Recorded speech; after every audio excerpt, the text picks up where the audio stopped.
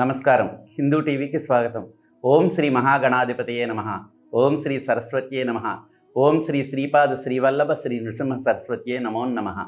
ఇప్పుడు ఒక చిన్న టాపిక్ మీతో నేను చర్చించదలుచుకున్నాను. అదేంటంటే అండి, మనిషి జీవితం.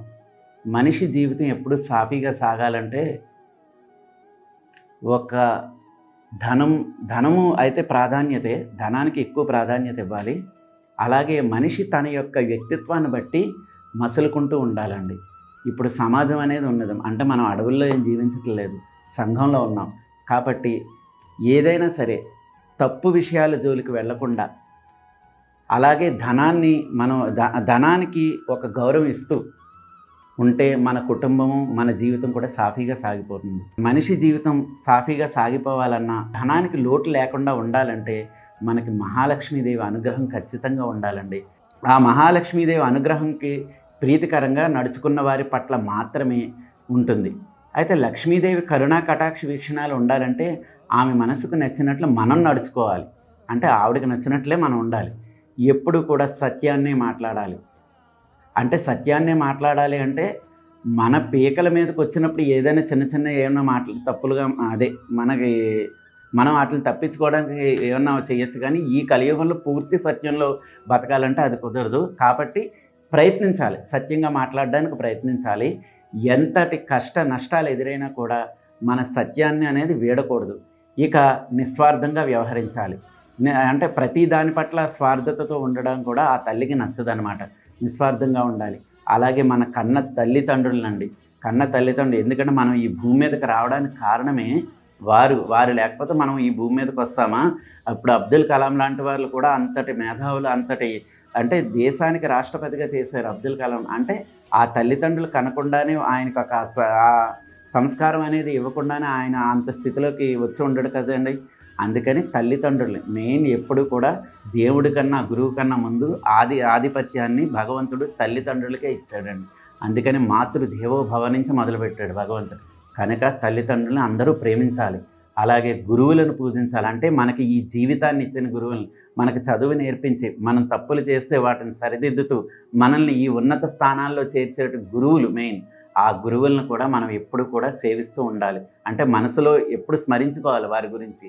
అలాగే పెద్దలని, అంటే మన మీద వయసులో ఉన్నటువంటి పెద్దలనైనా చిన్నవాళ్ళనైనా సరే గౌరవంగా పలకరింపు ఉండాలి, గౌరవంగా వ్యవహరించాలి.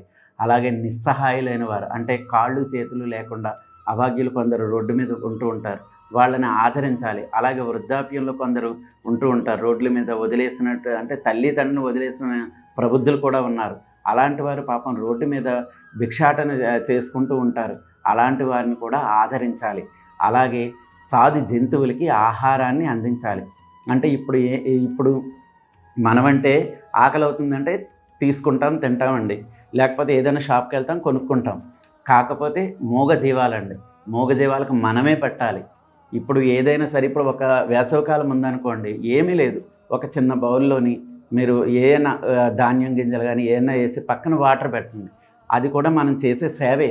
మనం తెలియకుండానే అది భగవంతుడి దగ్గరికి వెళ్తుంది ఆ సేవ.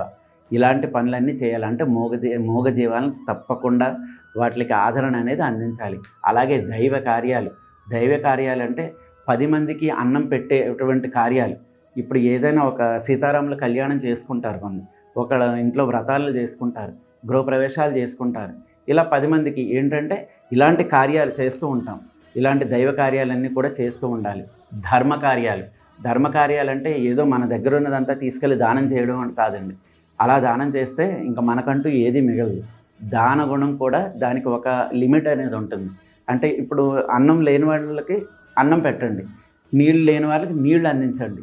ఇలా వస్త్రం లేని వాళ్ళకి మీ దగ్గర పాత బట్టలని ఇలా ఉంటాయి, అవి అందించండి. ఇలాంటి దాన గుణాలు కూడా ఉండాలన్నమాట.